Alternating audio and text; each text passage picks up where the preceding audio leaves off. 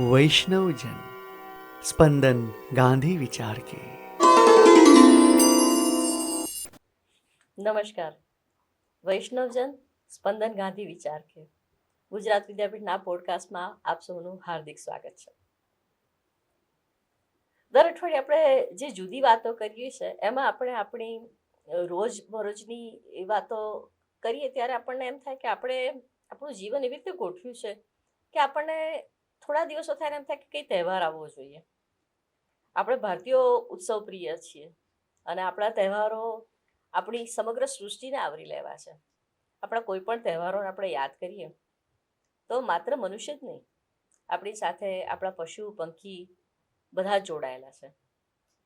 આપણા તહેવારોની આ પરંપરામાં આપણું તિથિ તોરણ પણ એટલું જ અગત્યનું કે અમુક તિથિ હોય એટલે અમુક તહેવાર, અમુક તિથિ હોય એટલે દાન કરવું, અમુક તિથિ હોય એટલે પશુ પંખીઓને ચણ નાખવું, ખવડાવવું. આવું ઘણું બધું આપણી સંસ્કૃતિમાં આપણી સાથે ભણાયેલું છે. આપણને એકલા રહેવાની ટેવ નથી, લગભગ એના જેવું છે.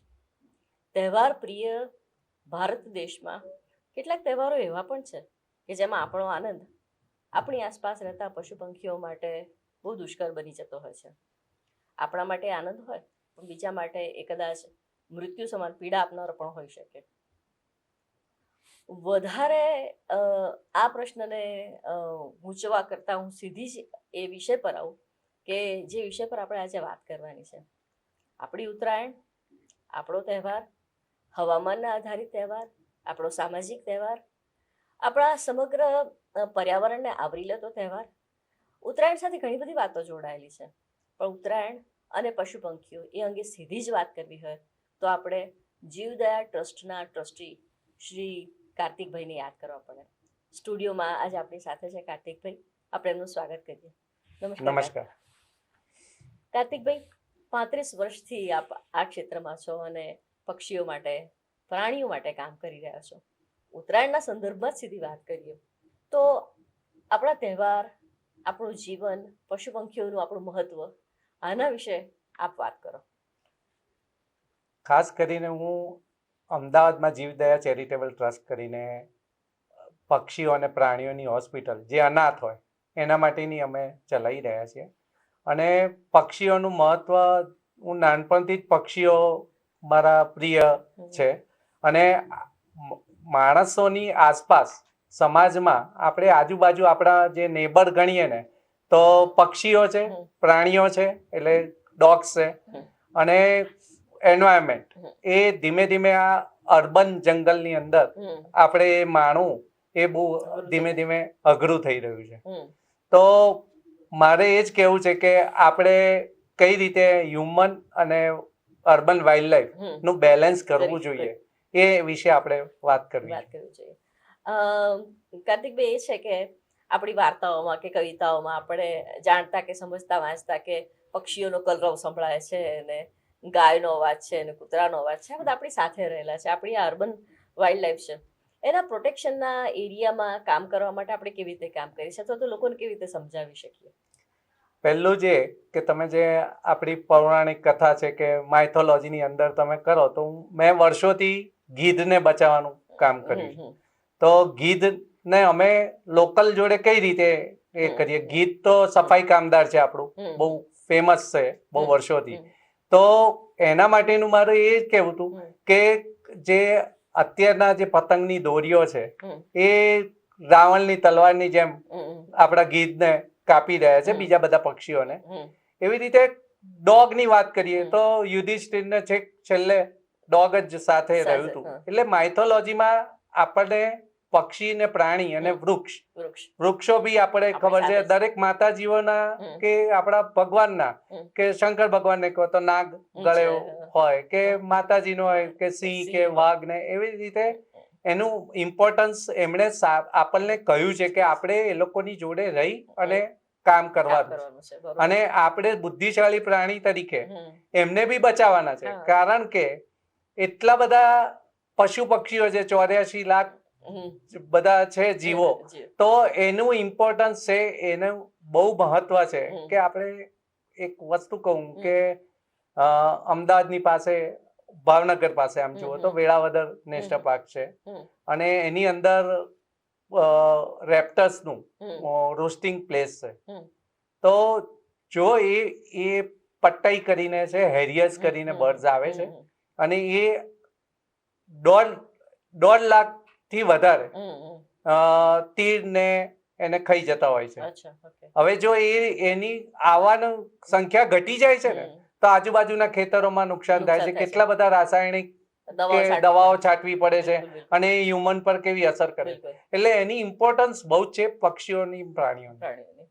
બીજો મુદ્દો એ પણ છે કે આપણા આ જે તહેવારો છે એમાં જેમ તમે ભગવાન શિવની કે માતાજીની વાત કરી, તેવી જ રીતે કૃષ્ણની વાત કરી કે એની મોરપીંછ છે તો મોર છે, એની સાથે ગાય છે, એની સાથે કદંબનું વૃક્ષ છે.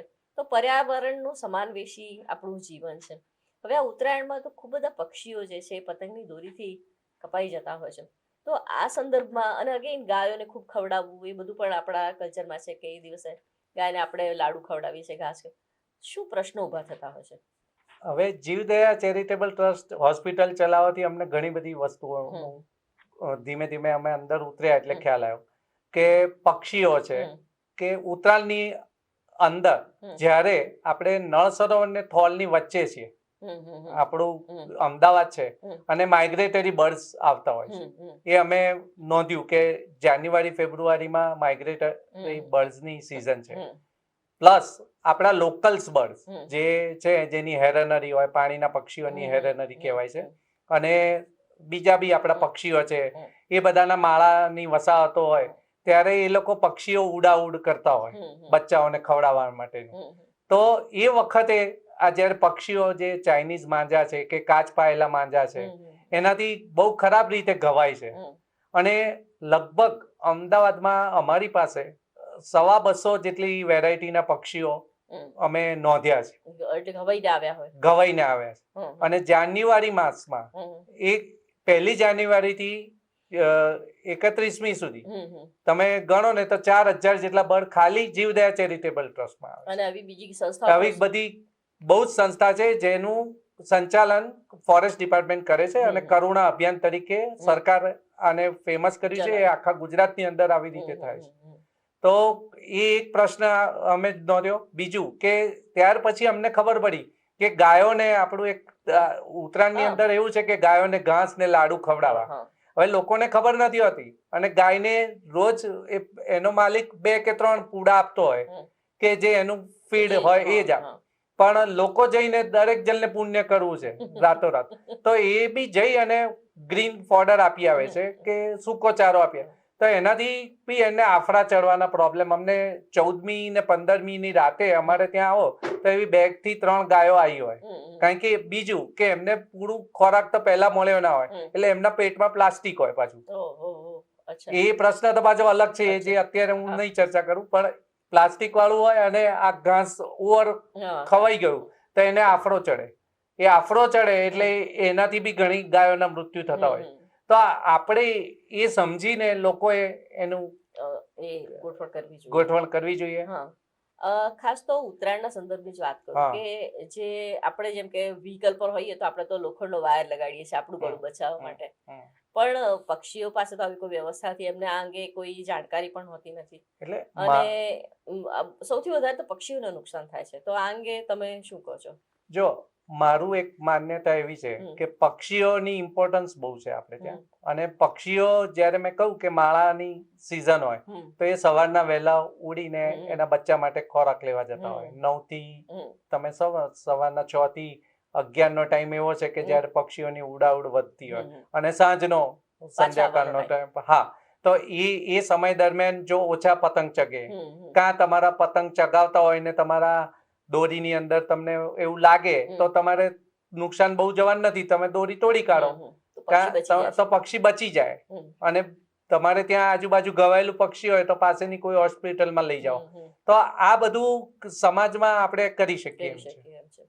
મુખ્ય મુદ્દો જે છે ઉત્તરાયણના સંદર્ભમાં જ ખાસ તો વાત કરીએ કે પક્ષીઓ ઘાયલ થાય અને તમારી પાસે આવે, પણ એવી ઘણી બધી જગ્યાઓ છે જે આજકાલ હાઈરાઇઝ બિલ્ડિંગ છે કે જેમાં ઘવાયેલું પક્ષી લટક્યા કરતું દોરીમાં, પણ કોઈ એને કાઢીને તમારા સુધી ના પહોંચાડી શકે. તો ઉત્તરાયણ પછીનો આવો કેટલો સમય હોય છે કે જ્યાં તમારે આ કામગીરી ચાલુ રહેતી છે? મારું એક સમાજ જોડે વાત કરવી હોય તો મારે એક જ કહેવું છે કે તમે એમ કહો કે પક્ષીઓ વિશે તો હું જાણતો જ નથી. પહેલા તો કયું પક્ષી કેવું છે એ મને ખબર નથી, કે પક્ષી મને હેન્ડલ કરતા પકડતા આવડતું નથી. હું કેવી રીતે પકડીને તમારા સુધી પહોંચાડી શકું? હું કેવી રીતે આ અભિયાનમાં ભાગ લઉં, કરુણા અભિયાનમાં હું કેવી રીતે જોડાઉં? તો અમારી એક રિક્વેસ્ટ છે કે તમે એટલું કરો કે કાચ પાયેલી દોરી ના વાપરો, પ્લાસ્ટિકની ચાઇનીઝ માંજા કોઈ ના વાપરો, ટુક્કલો અને બહુ અવાજ કરે એવા ફટાકડા ના ફોડો. કારણ કે એમાં શું છે કે રાતે સાંજે તમે ફટાકડા ફોડતા હો છો ત્યારે આપણી આજુબાજુ આઉલ્સ બી છે, બેટ્સ બી છે, એ બધાની ઇમ્પોર્ટન્સ બહુ છે. આપણે ત્યાં બાર્ન આઉલ્સ બી જોવા મળે છે અમદાવાદની અંદર, અને એનાથી ઉંદરનો ઉપદ્રવ બી ઘણો ઘટી જાય છે. બીજું કે આપણે ફ્રૂટ બેટ, જેની વસાહત આપણે ત્યાં વિદ્યાપીઠમાં છે, તમને દુધેશ્વર, ગુજરાત કોલેજ, સુંદરવન, એ બધા વિસ્તારોમાં છે. હવે એમાં 50 થી 100 થી માંડીને 500 સુધીના ફ્રૂટ બેટ છે. તો તમને જાણીને એ થશે કે એ લોકો ફ્રૂટ ખાય, જે આસોપાલવના બી ખાય, અને પછી પોલિનેશનમાં પાછળથી કાઢે અને ત્યાં બીજી જગ્યાએ બી એ ઉગે. તો આપણું વૃક્ષારોપણનું કામ એ કરી રહ્યા છે. હવે એ જો ઇન્જર થઈ જશે, એને કોણ બચાવશે? કારણ કે હવે એમની વસ્તી બી અર્બનાઇઝેશનને લીધે ઘટી રહી છે. તો આપણે એ બધાને બચાવવા છે. તો તમારે શું કરવું? તો તમારા ધાબાની આજુબાજુના થાંભલાઓ ઉપર કે વાયરો, આપણે અત્યારે ચેનલના વાયરો તો બહુ બધી જગ્યાએ છે, એ બધા પર જ્યાં બી તમને દોરી દેખાય તો તમારા આસપાસના વિસ્તારોમાંથી તમે એટલી કલેક્ટ કરી લો. અમારી ઘણી બધી સંસ્થાઓ આવી રીતે એવી દોરીને ભેગી કરે છે અને એ દોરીનો બીજે સદુપયોગ બી કરી રહ્યા છે. તો તમે મહેરબાની કરીને એટલું કામ અમને સપોર્ટ કરો. પ્લસ તમને કોઈ ઇન્જર્ડ થયેલું પક્ષી મળે તો પાસેની હોસ્પિટલમાં તમે તાત્કાલિક મોકલો, કાં તમે ફોન કરીને અમને જાણ કરો. તો કરુણા અભિયાનમાં 1962 કરીને એ લોકોએ નંબર બી બહાર પાડેલો છે, તો એ નંબર પર બી તમે ફોન કરીને જાણ કરી શકો. આપણે વાત મુખ્ય તો પક્ષીઓની અને ગાય અને કૂતરા પણ આપણા ડોમેસ્ટિક એનિમલ્સ, આપણી આજુબાજુ રહેતા લોકો, તો આ લોકોના પ્રશ્નો માત્ર ઉત્તરાયણના સમય પૂરતા નહીં પણ even otherwise round the year આપણે કઈ રીતે ધ્યાન રાખવું જોઈએ? પક્ષીઓ પણ સરસ રીતે રહી શકે અને આપણે પણ એમની સાથે સમાયોજનથી રહી શકીએ. હવે તમે કહું કે આ તમે બધું કીધું, એમાં એક વાંદરા બી છે. અત્યારે 40 થી 50 નું ટોળું તમારા ઘરની આસપાસ હોય. હવે એ લોકોનું કેવું છે કે એક વાંદરું રસ્તો ક્રોસ કરતું હોય તો એની પાછળ બધા એના બચ્ચા અને એવી રીતે દોડ કરતા હોય. તો તમને એવું દેખાય તો તમે 5 મિનિટ તમારું વ્હીકલ સ્ટોપ કરી દો. કારણ કે બે વસ્તુ છે કે એને તો વાગે છે, પ્લસ તમને બી ઇન્જરી થાય છે, તમારા વાહનને બી નુકસાન થાય છે. તો અને બીજું કે એ લોકોનો કુદરતી ખોરાક પાંદડા છે. તમારે કોઈ એમને ફૂડ આપીને એને હેરાન કરવાના નથી કે ભાઈ હું રોટલી બનાવી આપું, એના માટે ને ક્રેક જેકનું બિસ્કિટ આપવું ને મોનેકોનું બિસ્કિટ, એવા બિસ્કિટો આપવાની કોઈ જરૂર નથી. એનું કુદરતી છે, એનું ફૂડ તમે કરો. ડોગ્સ બી છે તો એ ટેરેટોરિયલ છે. તો તમારી આજુબાજુના જે ડોગ હોય તો એ એએમસી જોડે ટાઈપ કરી અને એનું બી એનિમલ બર્થ કંટ્રોલનું ઓપરેશન કરાવી દો, તો એના એગ્રેશન ઓછા થઈ જાય છે અને તમને એક્સિડન્ટ થતા ઓછા થઈ જાય, બાઇટ લેતા ઓછા થઈ જાય. પ્લસ અમારા જીવદયા જેવી સંસ્થાઓ એને એન્ટી રેબિસના ઇન્જેક્શનો બી આપતી હોય છે. તો તમે એ બી આપી દો તો તમારે ત્યાં કોઈને બી બાઇટ થાય કે કંઈ બી થાય તો પ્રોબ્લેમ થતા અટકી જાય. અને મારું એ કહેવું છે ખાસ કે એનિમલ ને બર્ડ્સ, એને જો કોઈ તકલીફ થશે તો ટૂંકાણમાં માનવને તકલીફ થશે જ.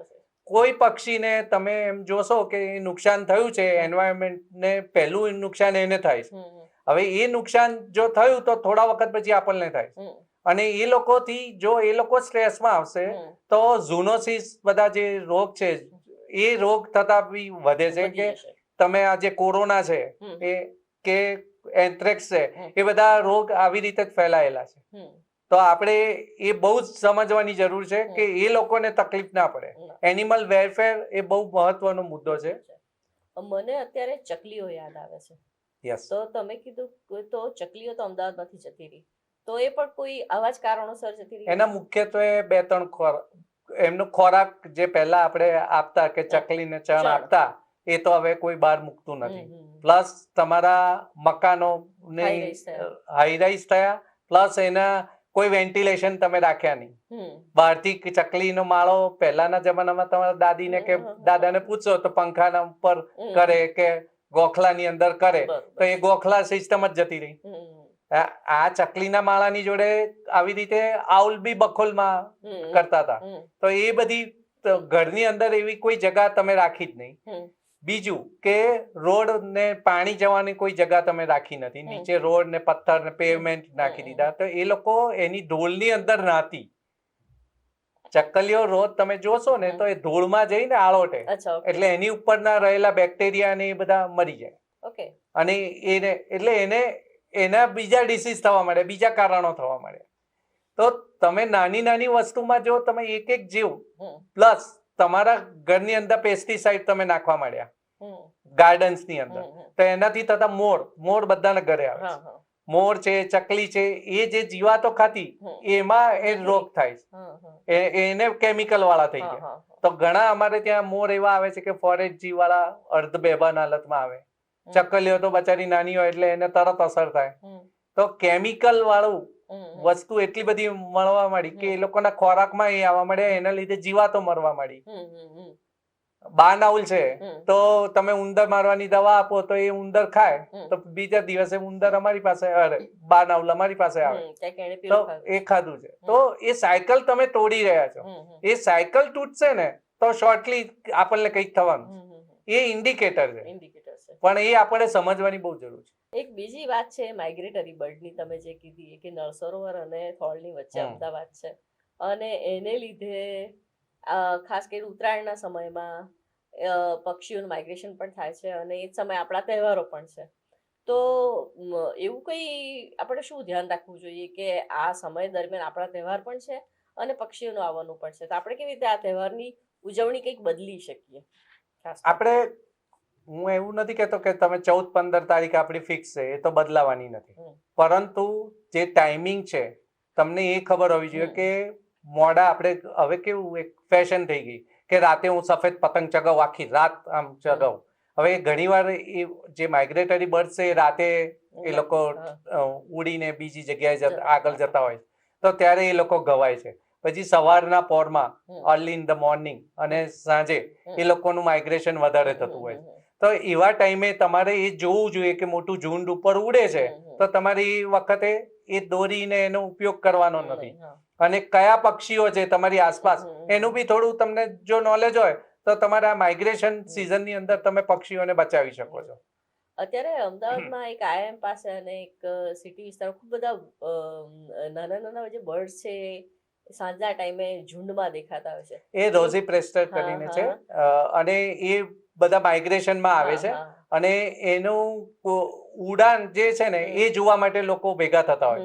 એ તમને, તમે આઈએમ વિસ્તારની વાત કરો છો, આપણા કાંકરિયા વિસ્તારમાં છે કે રિવરફ્રન્ટ ની આજુબાજુ બી ઘણા બધા એનઆઈડી નો વિસ્તારમાં ઘણા હજારોની સંખ્યામાં હોય છે. તો એ પક્ષીઓ બી તમારે બહુ ધ્યાન રાખવું પડે. એ હેરાનગતિ એ માઇગ્રેશનમાં જ આવે છે એ પક્ષી અને આપણા આ જ સમયે હોય છે. એટલે મને મુદ્દો એ છે કે ઉત્તરાયણની એ લોકોને પણ અસર થતી હશે. ઘણા આવે છે અમારી પાસે. મેં જે તમને કહું 200 જેટલી સ્પીસીસ આવે છે, એમાં આ બધા પક્ષીઓ બી આવે છે. અને હવે આપણે પશુઓ, પક્ષીઓ અને આપણે અને આપણા તહેવારો, તો ઉત્તરાયણના સંદર્ભમાં જ ખાસ આપણે શું વિશેષ કાળજી રાખવી જોઈએ અથવા શું નહીં કરવું જોઈએ? જે તમે માત્ર દોરાની વાત કરી કે ભાઈ દોરો બીજો વાપરીએ અથવા ના વાપરીએ, પણ ઇવન અધરવાઇઝ બીજું શું? પહેલું તો એ કે તમારે ટાઈમિંગ સમજીને સવારના પોરમાં વહેલાથી ચાલુ નથી કરી દેવાના પતંગો, થોડો વખત પછી તમે કરો. હા, એટલે સવારનો અને સાંજનો સમયને છોડી અને પતંગ ચગાવો, કાં ઓછા પતંગ ચગાવો, તમે એટલું તો કરી શકો. બરોબર. બીજું કે પક્ષીઓ અને પ્રાણીઓ જ્યાં જ્યાં હોય, ઘણી વાર એવું હોય છે કે ખુલ્લા મેદાનની અંદર તમે આ પતંગ ઉત્સવ કરી શકો. તો હા, તો એમાં શું છે કે એ લોકો એ રિસ્ટ્રિક્ટેડ એરિયા જેવું લાગે તો એ પક્ષીઓ ત્યાં દેખાતા ઓછા થઈ જાય. તો આપણે એ કામ કરી શકીએ. એટલે મુદ્દો આખો એ હતો કે આપણા તહેવારોથી આપણે આપણા માટે કરીએ છીએ પણ એનો ભોગ પશુ અને પક્ષીઓ બને છે. આવા ઉત્તરાયણ સિવાયના બીજા કયા તહેવારો તમારા ધ્યાનમાં છે? એક તો જો કે દિવાળી. દિવાળીમાં દિવાળીમાં ફટાકડાથી અમને ખ્યાલ છે કે એનાથી બહુ નુકસાન થતું જોવા મળે છે, કારણ કે અવાજ બી એક મોટું ન્યુસન્સ છે. એનાથી બી પક્ષીઓ અમે જોયા છે કે ઉપરથી પડી જતા હોય છે. અચ્છા. પક્ષીઓ પડી જાય છે અને સ્ટ્રેસ બી આવે છે અને પછી અમારે એને સાજા કરવા પડે. હું ખાસ કરીને હવે જીવદયા ચેરિટેબલ ટ્રસ્ટનું કહું કે આ ઉત્તરાયણ દરમિયાન અમારી જે તૈયારી છે એમાં અમારે 70 થી વધારે દેશના અને વિદેશના વેટરનરી ડોક્ટર્સ અહીંયા આવી રહ્યા છે. ઓકે. અને 150 થી 200 જેટલા અમારો સ્ટાફ ત્યાં કામ કરે છે. 300 થી વધારે વોલેન્ટિયર્સ અમારે ત્યાં ઇન હાઉસ હોય છે અને 45 જેટલી સંસ્થાઓ જે અમદાવાદની આસપાસની છે જે રેસ્ક્યુ કરીને અમને બળ પહોંચાડે છે. તો આ વસ્તુ તમને અમે ઉત્તરાયણમાં ઇન્વાઇટ કરીએ છીએ કે તમે જીવદયામાં 13, 14, 15, 16 આવો અને અમે આ સાથે તમે જે આ કામ કરી રહ્યા છો અમે અવેરનેસનો બી એક ત્યાં આગળ અવેરનેસ સેન્ટર બી બનાવીએ છીએ કે જેમાં પશુ પક્ષીઓને અને માણસનું જે અર્બન વાઇલ્ડ લાઈફમાં જે તકલીફ થઈ રહી છે અને જે ના થવી જોઈએ લોકોને એના માટેનું અમે કામ કરીએ. એક વસ્તુ એ પણ પૂછવી હતી કે એવા કયા બર્ડ્સ આવશે? અમને લોકોને એવું ધ્યાનમાં આવે કે કબૂતર કે ચકલી કે એવા કોઈ પક્ષીઓ આપણી આજુબાજુ રહેતા એવા, પણ કોઈ વિશેષ બર્ડ્સ પણ કપાઈ જતા હશે? હા, એટલે હમણાં જ અમારી પાસે એક પેલિકન આવેલું છે, પછી ગ્રેટર સ્પોટેડ ઈગલ છે, પછી વલ્ચર છે, ક્રેઇન છે, પેઇન્ટેડ સ્ટ્રોક છે, પછી ગ્રીન કબૂતર જે આપણને એમ થાય કે કબૂતરમાં ગ્રીન યલો ફૂટેડ ગ્રીન પિજન કરીને છે જે આજુબાજુ આપણે અહીંયા પોસ્ટ ઓફિસની આજુબાજુ કે તમારા વિદ્યાપીઠની અંદર બી એ છે. તો હા, અને એ આપણી આજુબાજુ જ છે. પછી ડ્રોંગા આવે છે, પછી તમે કહ્યું રોઝી પ્રેસ્ટર, એ તો આવતી જ હોય છે. મોર બી ઘાયલ થાય છે, આપણને થાય કે મોર આમાં ઘાયલ થાય તો બી, કારણ કે ગૂંચવાડામાં ફસાઈ જાય છે. પછી હાઈએસ્ટ સમડીઓ આવે છે. સમડી બહુ જ આવે છે, લગભગ 450 જેટલી સમડી જાન્યુઆરી મહિનામાં મારી પાસે ઇન્જર્ડ, કારણ કે સમડી, હા, પછી કાગડા, પોપટો બહુ આવે. બધી જ ટાઈપના અલગ અલગ પાણીના પક્ષીઓ, જંગલના પક્ષીઓ બધા જે આપણે ત્યાં અહીંયા છે.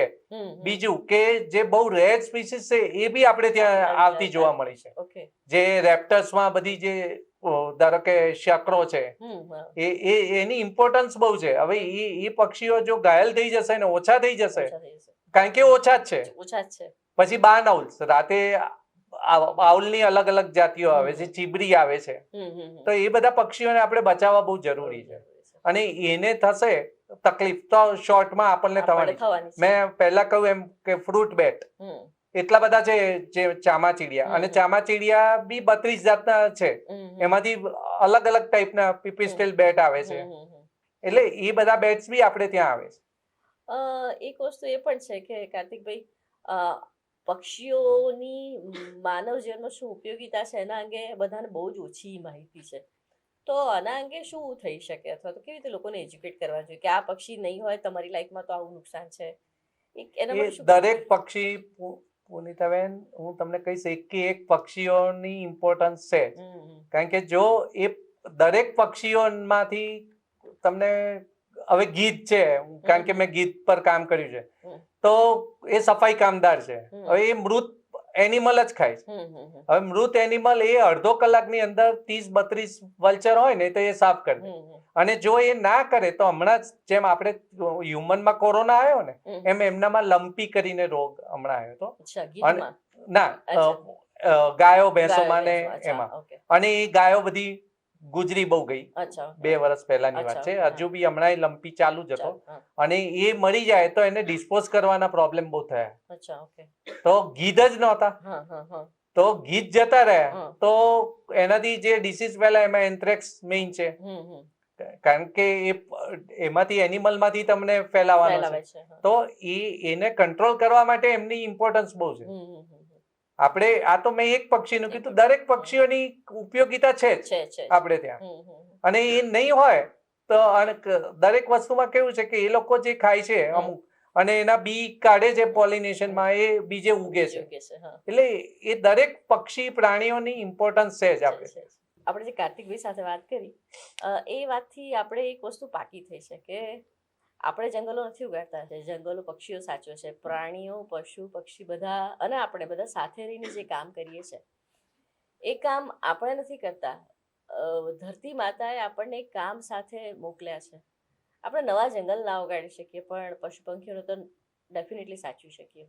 ઉત્તરાયણના સંદર્ભમાં આપણે જો પક્ષીઓને બચાવી શકીએ તો પણ આપણે કુદરતને સાચવવામાં, પર્યાવરણને સાચવવામાં નાનું ઘણું કામ કર્યું કહેવાય. ગીધ વિશેની વધુ વાત સાથે આપણે કાર્તિકભાઈને ફરીથી મળીશું. અત્યારે અટકીએ. ધન્યવાદ. નમસ્કાર. वैष्णवजन स्पंदन गांधी विचार के.